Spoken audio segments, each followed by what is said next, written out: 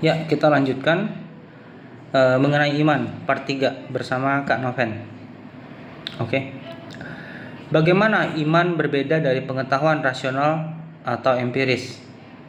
Mari kita elaborasi lebih mendalam ya. Kita lihat dari pengetahuan rasional. Itu berbasis logika dan akal budi. Contohnya seperti matematika dan filsafat.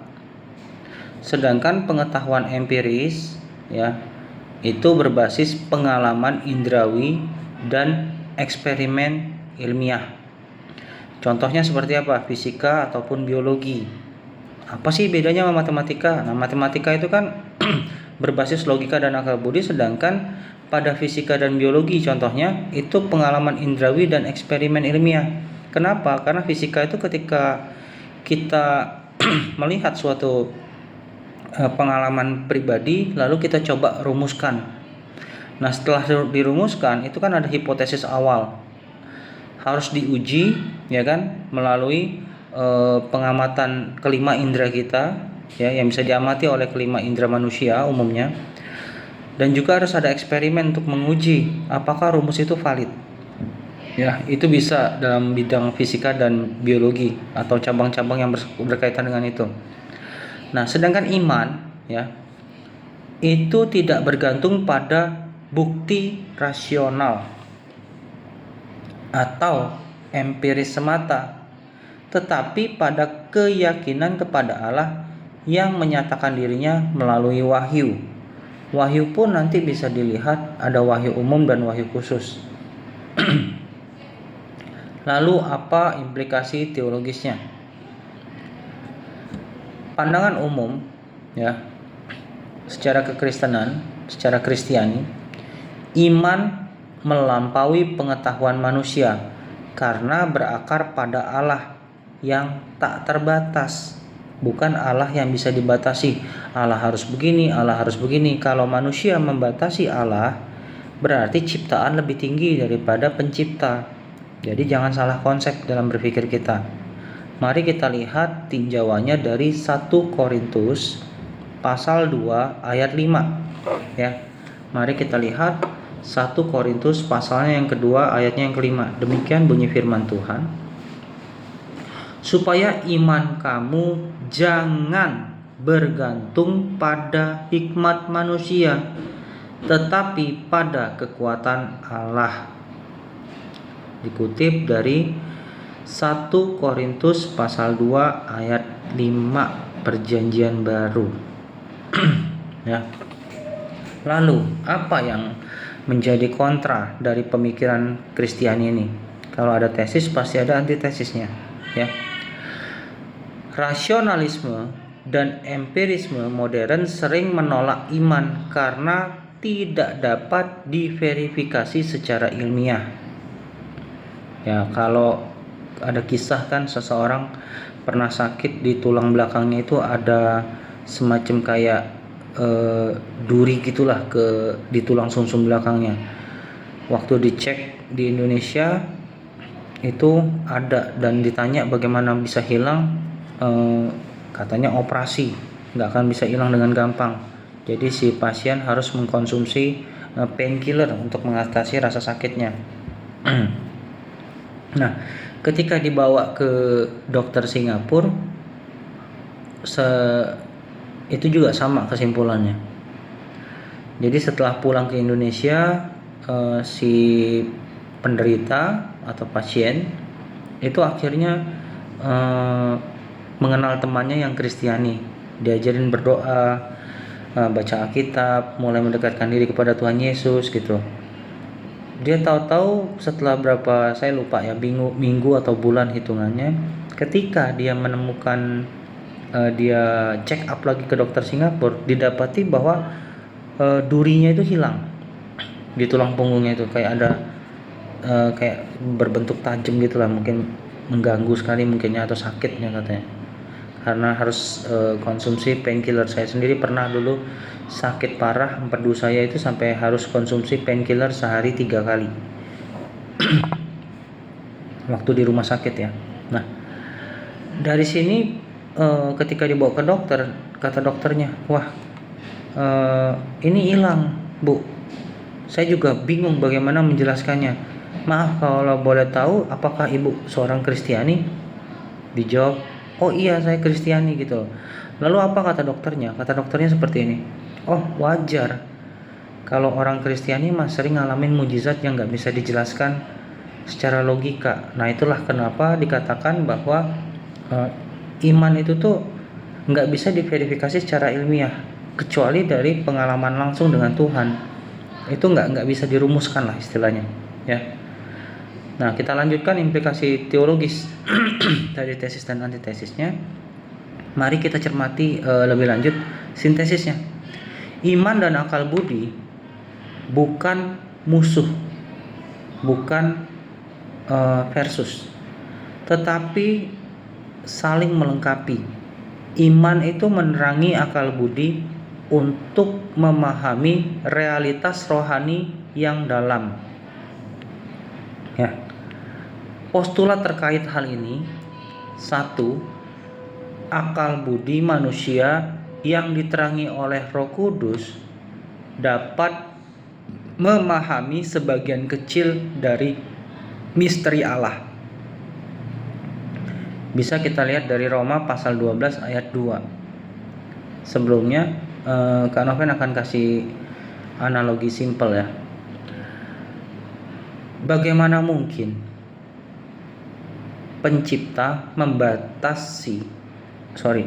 bagaimana mungkin yang diciptakan membatasi pencipta? Misalnya yang diciptakan membatasi pencipta, misalnya seperti ini. Mungkin gak manusia membatasi bahwa Allah tidak boleh menjadi manusia, bahwa mujizat itu tidak boleh begini, harus begitu. Tidak mungkin manusia yang sebagai anggapannya sebagai objek yang diciptakan, sedangkan subjeknya adalah pencipta Allah. Bagaimana mungkin manusia bisa membatasi Allah? Itu kalau manusia bisa membatasi Allah ataupun manusia bisa merumuskan Allah, berarti pencipta itu sudah tidak maha kuasa, tidak maha besar. Ini pemahaman yang harus kita luruskan, ya. Postulat kedua, ayat dari Roma pasal 12 ayat 2. Demikian bunyi firman Tuhan. Janganlah kamu menjadi serupa dengan dunia ini, tetapi berubahlah oleh pembaruan budimu, sehingga kamu dapat membedakan manakah kehendak Allah, apa yang baik, yang berkenan kepada Allah, dan yang sempurna. Demikian firman Tuhan dikutip dari Roma pasalnya yang ke-12 ayatnya yang kedua. Nah, kita akan masuk ke postulat kedua. Pengetahuan empiris itu berguna. Kita hidup di dunia realita, jadi mau gak mau rumusan itu berguna, tetapi tidak mencakup dimensi rohani atau kekekalan. Sulit bagi seorang manusia itu merumuskannya secara sesuatu yang abstrak. Untuk dirumuskan secara empiris itu sulit sekali ya pada kenyataannya. Nah, berikutnya kita akan masuk dalam pemikiran praktisnya.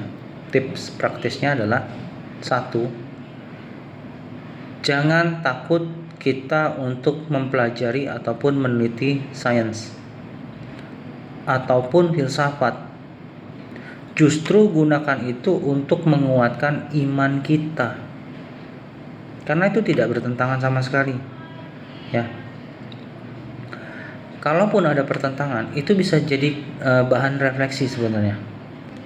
Bisa kita menjadikan itu sebagai curiosity yang bersifat divine, ya. Bisa kita baca dari Mazmur pasalnya yang ke-19 ayat 1. Mazmur pasalnya yang ke-19 ayat 1. Demikian bunyi firman Tuhan.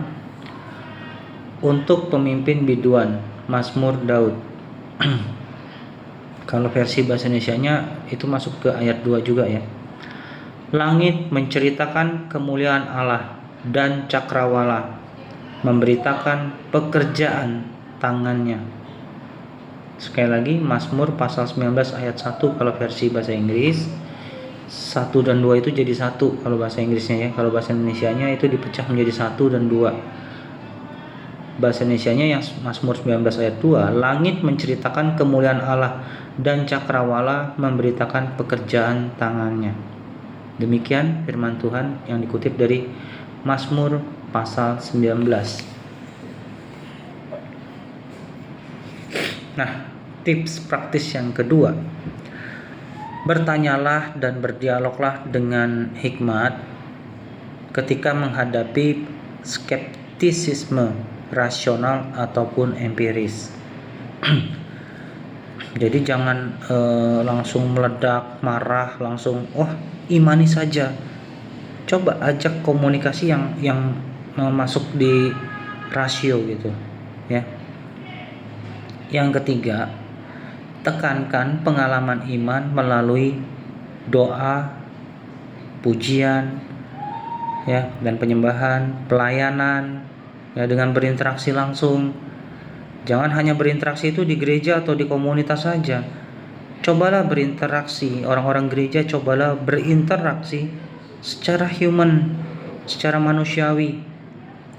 Masa anak-anak Tuhan itu nggak bisa bergaul secara normal seperti halnya para orang-orang yang kita anggap waktu dulu ya. Saya suka membedakan, tapi setelah sekarang tuh saya lebih belajar untuk menjadi lebih bijak, bahwa orang nggak kenal Tuhan itu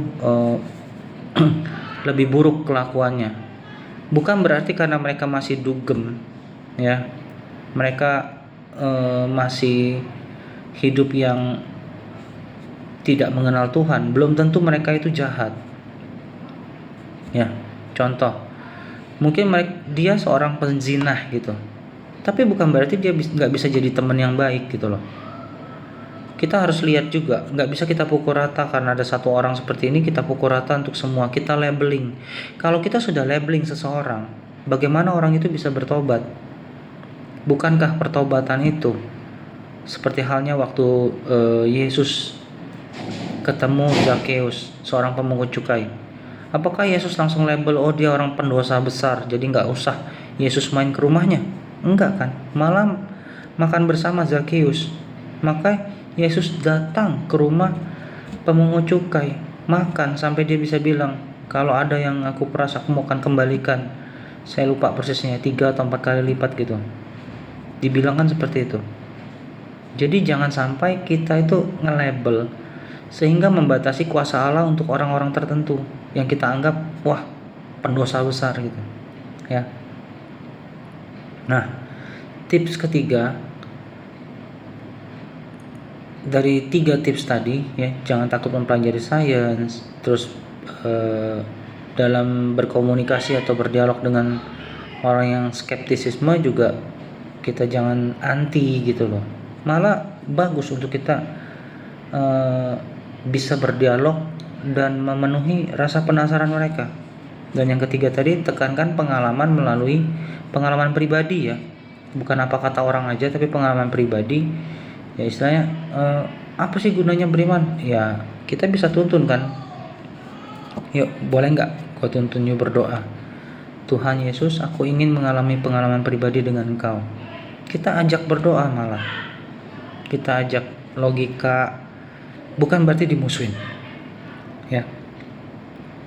Lalu kita masuk ke pertanyaan ketiga, apakah iman membutuhkan bukti? Ya, kalau iya nih, seperti apa sih? Apakah relevan? Ya, kita akan kupas bahasan ini. Yang pertama, kita akan elaborasi lebih mendalam. 1. Iman itu membutuhkan bukti spiritual, misalnya kesaksian Roh Kudus dalam hati manusia, ya. Itu bisa kita lihat dari Roma pasalnya yang ke-8 ayat 16. Roma pasal 8 ayatnya yang ke-16. Demikian bunyi firman Tuhan. Roh itu bersaksi bersama-sama dengan roh kita bahwa kita adalah anak-anak Allah. Ya. Jadi roh itu bersaksi bersama-sama kita, ingat. Jadi elaborasi yang pertama adalah iman itu membutuhkan bukti spiritual. Ya, jadi kesaksian yang dialami, kesaksian daripada tuntunan daripada Roh Kudus di dalam hati kita itu akan nyata, bukan dongeng ya. Saya sendiri pernah, saya tadinya seorang yang sangat logika, sehingga di satu titik saya sadarin logika tanpa mengalami Kristus itu sia-sia. Ya.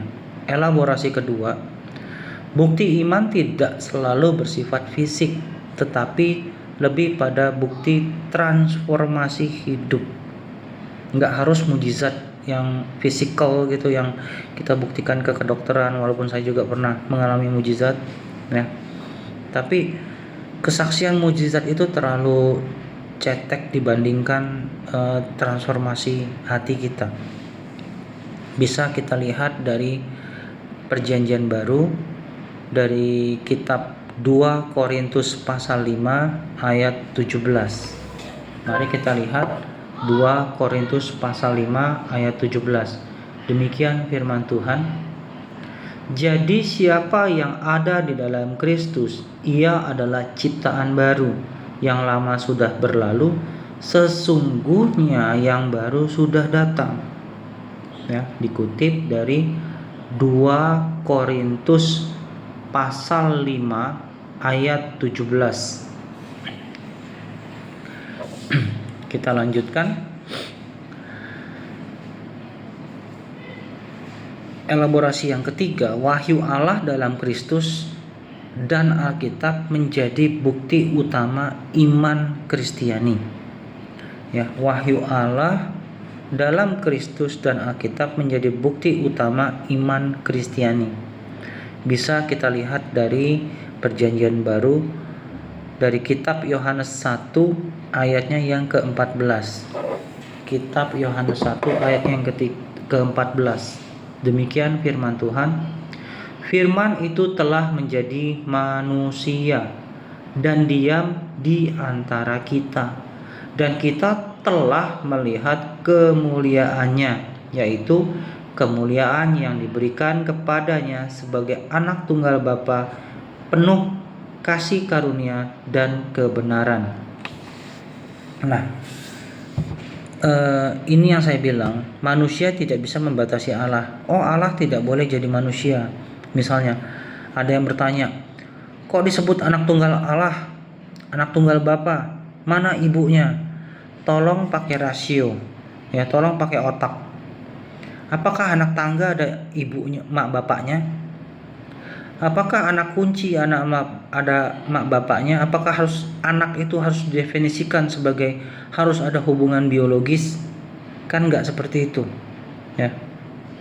Jangan membatasi. Kenapa orang-orang Kristiani memanggil Allahnya itu sebagai Bapa, Putra dan Roh Kudus? Saya akan mengerucutkan kenapa Allah dipanggil Bapa lebih dahulu. Karena Bapa itu dianggap sebagai sumber dari segalanya. Contoh, ketika suami istri, ada hubungan suami istri, ya, orang suka berpikir secara singkat ya, terlalu menyimpelkan sehingga tidak mencari dan menggali yang lebih dalam. Seperti ini misalnya, anak-anak itu harus lahir dari ibu, ya, harus keluar dari perut ibu gitu, atau keluar dari rahim ibu. Nggak seperti itu juga pemikirannya. Anak itu bisa terjadi karena adanya pembuahan dari bapak. Jadi harus ada yang dilepaskan dulu, ada yang harus dirilis dulu dari bapak, membuahi ovarium ibu, yang kita kenal secara biologis disebut dengan sperma. Makanya kenapa disebut Bapa itu adalah sumber, ya. Itu pengertian filosofisnya. Oke. Nah, dari 3 elaborasi ini kita bisa belajar mengerti apakah iman itu membutuhkan bukti, ya. Lalu akan saya bahas juga kalau kita lihat dari apa sih implikasi teologisnya. Yuk kita lihat pemikiran umumnya, tesisnya ya. Pemikiran umum Kristiani mengatakan bukti iman adalah karya nyata Allah dalam sejarah, seperti penciptaan, kehadiran Kristus, dan kebangkitannya. Ya. Anggaplah kalau ada yang menuduh bahwa Yesus itu tokoh fiktif gitu. Kalau dia tokoh fiktif, mengapa itu bisa tertulis di dalam sejarah, baik secara sejarahnya Romawi yang menjajah Yahudi di zaman itu, maupun dari sejarah Yahudi itu sendiri. Walaupun di zaman itu orang-orang Yahudi itu menyangkali keberadaan Yesus sebagai juru selamat, tapi secara sejarah Yesus mati di kayu salib itu nyata dan benar. Bisa kita baca dari literatur yang tersedia. Sekarang kan gampang untuk diakses. Ya. Lalu apa antitesisnya? Ateis atau agnostik itu menganggap bukti iman tidak valid karena tidak dapat diuji secara ilmiah. Yang tadi seperti saya ceritakan tadi tentang seorang penderita pasien yang ke dokter di Singapura tadi. Ya. Nah, lalu apa sih sintesis dari keduanya? Sintesis dari keduanya, bukti iman harus dilihat dalam konteks relasi pribadi dengan Allah, bukan sekedar eksperimen objektif. Ya. Contoh, ketika seseorang jatuh cinta dengan lawan jenis, ya. Apa lantas bisa dirumuskan? Kenapa dia jatuh cinta pada pandangan pertama? Itu kan belum tentu ya bisa kita rumuskan dengan misalnya ax kuadrat plus bx plus c sama dengan 0 atau apapun itulah. Tidak segampang itu untuk dirumuskan. Oke. Postulat lebih lanjut. 1. Allah telah menyatakan dirinya cukup melalui wahyu umum alam semesta dan wahyu khusus di mana Kristus dan firman-Nya terbukti ada dan nyata. Ya. Yang kedua, bukti iman tidak menggantikan iman itu sendiri. Ingat baik-baik ya. Bukti iman tidak menggantikan iman itu sendiri, melainkan memperkuatnya. Ya. Nah, tips praktisnya akan saya bagi menjadi 3 bagian. 1. Tunjukkan kesaksian hidup nyata yang berubah karena iman. Ya, karena iman tanpa perbuatan adalah mati, bukan? Itu tertulis di kitab Yakobus ya. Nah, sekarang tunjukkan kesaksian hidup nyata yang berubah karena iman. Yuk kita lihat dari Perjanjian Baru 1 Petrus 3 ayat 15. 1 Petrus 3 ayat 15. Demikian firman Tuhan. Tetapi kuduskanlah Kristus di dalam hatimu sebagai Tuhan, dan siap sedialah pada segala waktu untuk memberi pertanggungan jawab kepada tiap-tiap orang yang meminta pertanggung jawab dari kamu tentang pengharapan yang ada padamu, tetapi haruslah dengan lemah lembut dan hormat. Ini mengajarkan kita harus bisa berapologet, ya, mempertahankan iman kita, menjawab tantangan-tantangan yang ada, ya. Jadi kita itu berapologet bukan untuk cari musuh, tapi apa?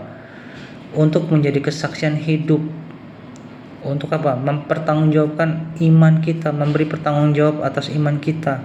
Orang nanya kita bisa jawab. Iman itu bagaimana bisa menjadi terang dan garam kalau tidak bisa dirasakan oleh sekitar? Ya, baik secara tindakan kasih maupun kita ajak berpikir logis. Oke. Kedua, dorong eksplorasi firman untuk menemukan bukti-bukti historis dan teologis tentang Kristus. Tadi yang saya bilang, literatur itu banyak sekali. Bisa kita gali, bisa kita baca. Lalu yang ketiga, berdoalah. Ya, sebagai Kristiani itu berdoa kan adalah nafas kita ya. Jadi berdoalah agar Roh Kudus menyatakan bukti kebenaran Allah dalam hati orang percaya maupun bagi orang yang belum percaya. Jangan kita malah musuhin orang yang belum percaya. Ya, posisikan diri pada posisi yang tepat. Sekian part 3. Tuhan Yesus memberkati.